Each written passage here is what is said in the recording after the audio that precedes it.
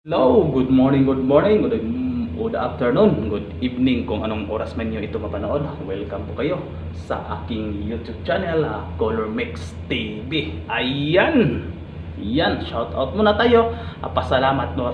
Walang kasawaang pasalamat sa mga silent viewers ko dyan, sa mga nag-DIY, sa mga taong nagtatrabaho sa paint industry, sa furniture industry, lahat na ng mga nagtatrabaho sa mga ganyan. Shout out sa inyo. Maraming salamat sa walang sawang suporta sa aking YouTube channel, Color Mix TV. Ayan, pasalamat din sa grupo ko na It's Atay Family. Ayan, shout out sa inyo. Maraming din salamat sa inyo sa walang sawang suporta sa aking YouTube channel, Color Mix TV. Maraming salamat sa inyo talaga. Saludo po ako sa inyo at ingat kayo palagi. Ayan. Ngayon po, ipakita ko sa inyo, may sample na binigay dito yung ibang kumpanya. Nagpapatimpla po sila. May order na po ito pero nakapinding. Kasi gusto nila, pa-approve muna tayo, saka na natin i-let's go yung production. Yun, ito po yung kulay na tutorial natin na per sensation. Ayan, per sensation po yung kulay na description nito. Yan po, tingnan nyo po, baka magustuhan nyo itong kulay na to, baka sa mata niyo maganda na. Yan, ito lang po yung sabi yung description niya, per sensation po. Ayan, as is po, siyempre po ang gusto nila as is nakalagay.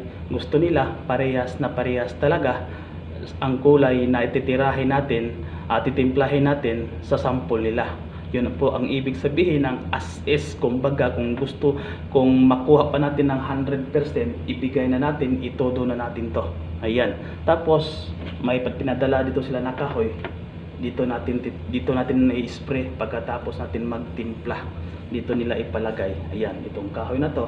Ito yung gawin natin na for approval. Dito natin titirahin yung kulay natin pagkatapos natin magtimpla ng per sensation. Ayan. Siyempre po, ang gusto nilang pintura na gagamitin ay NC gloss po ang gusto nila. NC gloss po. Hindi po siya semi-gloss, hindi po siya matte. NC gloss po talaga na kailangan nila. Automotive lacquer gloss yung gusto nila. Yan, ito lang kulay yung gamitin natin. Paano ko ito timplahin, anong mga kulay na gagamitin ko, panoorin lang nyo hanggang sa dulo para malaman niyo paano ba tinitimpla yung per sensation. Ayan, yan po, tara, let's go.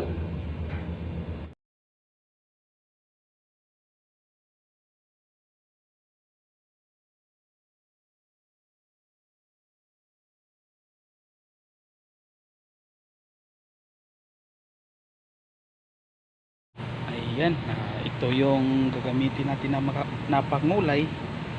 Ito yung Chromilo HD3, tapos ito yung HD11 na green, ito yung HD9 na black, tapos yung members natin siyempre light color lang po siya. Yan, light color lang po. Siyempre yung members natin NC gloss na white. Ayan, yan ang members natin. Ito po yung pintura na gagamitin natin. Tapos ito yung mga pangulay niya sa pagtimpla ng per kulay. Yan po ang kuha natin. Yan ang mga pangulay natin. Siyempre yung stick, tapos yung gloves natin, siyempre hindi makalimutan yan. Yan, tatlong pangulay lang gagamitin natin. Yan na lahat. Tapos yung members natin. Tara, umpisahan na natin. Yan, pwede natin yung paa natin, gloves.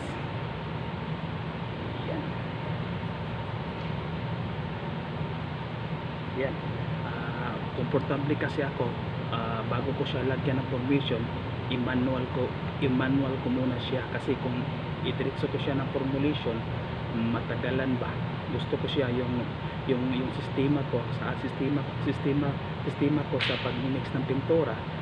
Bago ko siya lagyan ng formulation, siyempre i-manual ko muna siya para madali lang siya. Kasi pag unahin natin yung formulation, Yan, matagal kasi kunting adjustment lang.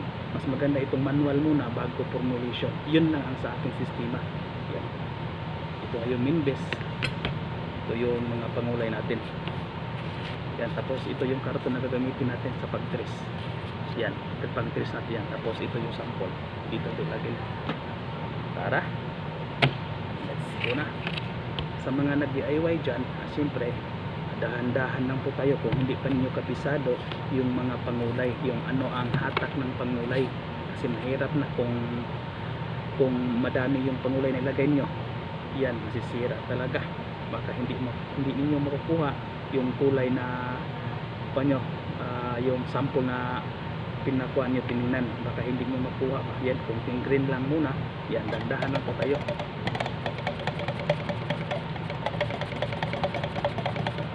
Yan, tirahin natin ang HD3 na chrome yellow.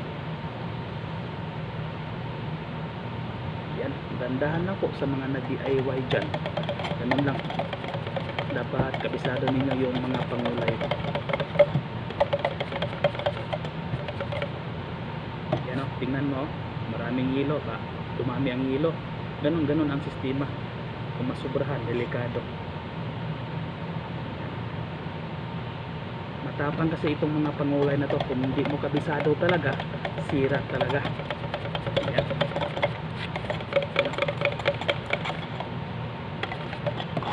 Tapos lagyan natin konting itim na HD9. Ganun lang basta yung mga templador, yung mga templador hindi naman sila mahirapan kasi pen to pen kasi yan, pintura. Ito sa amin kasi pangulay at saka pintura. Yan talaga ang mahirap pa kasi ito kasi mga pangulay sobrang tapang ito, kunting patak mo lang iyan sisipa agad. Yan, tingnan nyo layo pa, may hilo pa. Yan,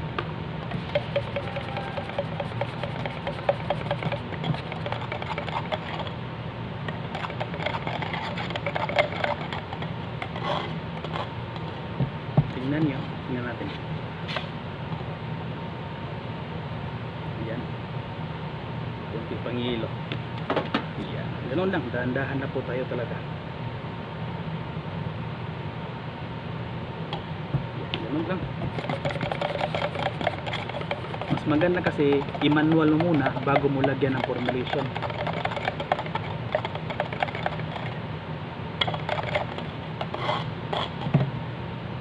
Natin.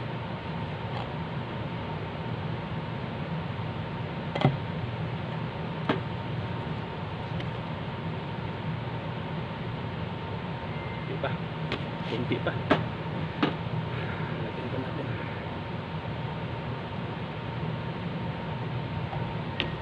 Tapos konting itim.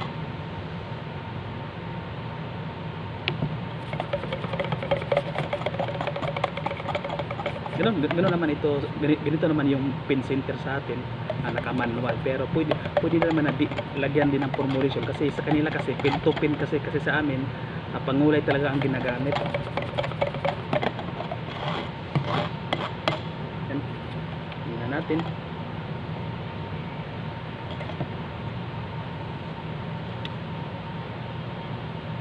Ayan, i-spray natin to kasi ito basa pa, tapos ito sobrang tuyo na siya. Tingnan natin kung ano ang kalalabasan niya, parehas ba o hindi. Ito basa pa kasi, sa tingnan siya parang makintab. Tingnan natin, tara, tingnan natin. Tapos maglagay tayo dito na magkuha tayo ng pintura. Ito yung i-spray natin. I-spray natin to, tapos ito yung control ko kung parehas siya. Yan, ito yung i-spray natin. Ganun talaga yung paggawa ng for approval. Dapat mabusisi talaga, dapat sureball talaga.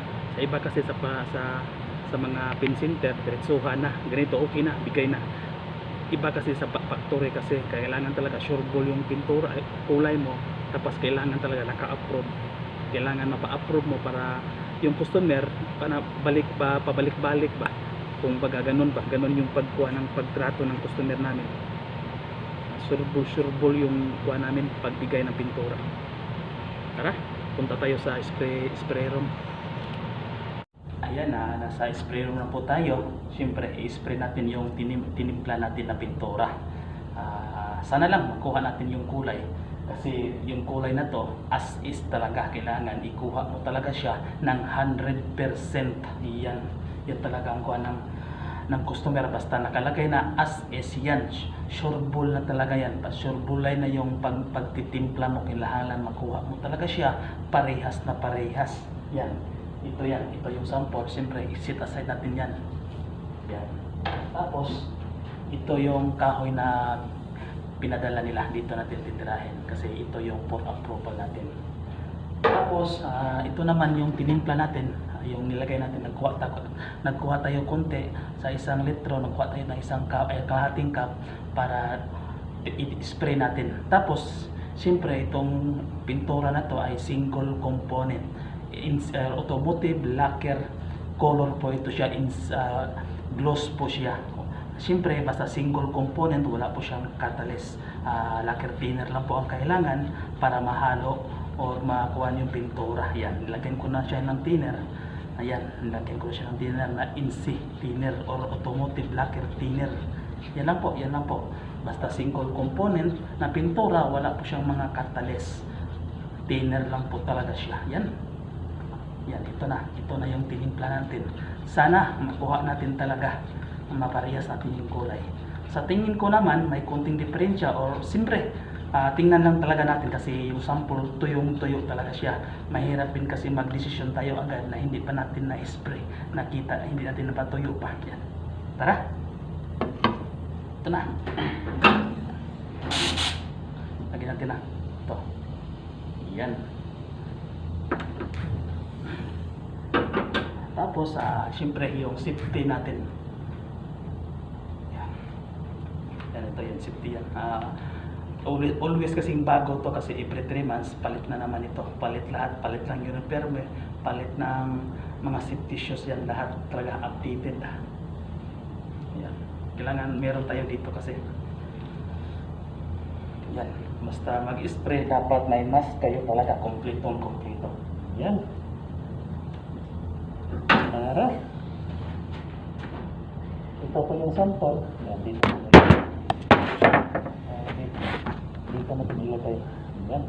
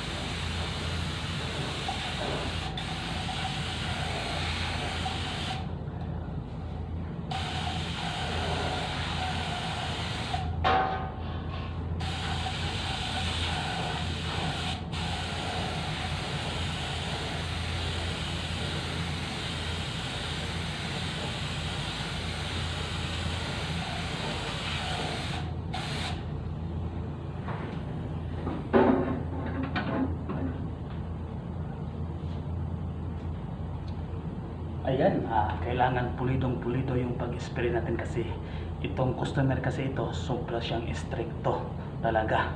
Kailangan pulido yung pag-spray natin, tapos kailangan dahan-dahan lang po tayo kasi para makita natin yung quality ng pag-spray natin.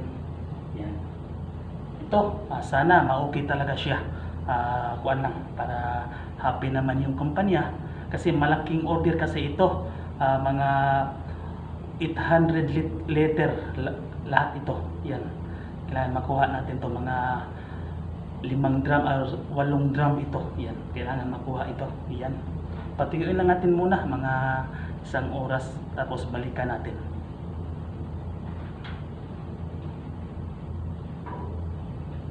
Yan. Update ko lang kayo.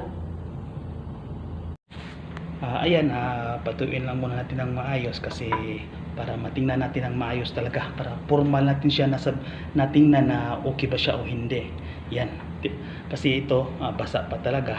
Tapos yung sample, tuyong-tuyo talaga to. Yan. Tapos yung iba pa namang epic, basta ganitong kahoy. Tapos yung pinadala na kahoy din, malapad lang, pero hindi katulad nito ba. Iba, may pagka-diferensya siya talaga. Pero tingnan pa rin natin. Yan. Sa tingin ko, kung tutuyo siya, kung additionan ko talaga siya kaagad, siyempre, basa pa ito siya, slowly dry yan siya, tapos magda-dark konti. Tingnan niyo siya, may yellow siya dito, may konting green na. Pag natuyo na yan, baka maparehas na dyan dito. Yan. Kuhan ko lang kayo, update ko lang sa iyo. Patuyuan lang natin ito na maayos. Yan. Yan ang kuhan, per sensation ba. Yan. Patuyuan lang natin. Ayan, tapos na po siya, tuyo na po siya talaga. Ayan, nilagyan ko siya ng karton para makita talaga natin kung may diferensya man o wala. Ito yung for approval ko, ito yung tinitimpla ko, ito yung tinimpla ko. Ayan, ito yung tuyo na po siya. Ayan, tapos ito yung sample. Ano sa tingin nyo? Parang kuha ba or hindi? Sa tingin ko siya, kuha ko, pero meron naman talaga yung diferensya. Mga kung 100 yung sample, para sa yung sa akin din nasa 99 point something, ganun lang talaga ba. Kasi siyempre magkaiba kami pintura na ginagamit. Hindi ko alam na anong pintura to na ginagamit, tapos yung sa amin mag-iba talaga yan lahat. Pero hindi naman siya malayo talaga, nasa dikit talaga siya, nasa 19 point lang talaga yung pagitan nito. Yan, kayo nang bahala sa titingin kung ano ba talaga siya, parehas ba o hindi. Yan. Yan, yan. Ayan po ang tinatawag na per sensation. Ayan, per sensation pala yan. Hindi siya per sensation. Ayan, ang gandang kulay pala yan. Pero sa ganyang kulay, hindi ko din type yung kulay na yan, pero sa iba maganda siya. Yan, kayo nang bahala, titingin kung ano sa tingin nyo, parehas ba o hindi. Ayan, salamat sa inyo walang sawang suporta sa aking YouTube channel, Colormex TV.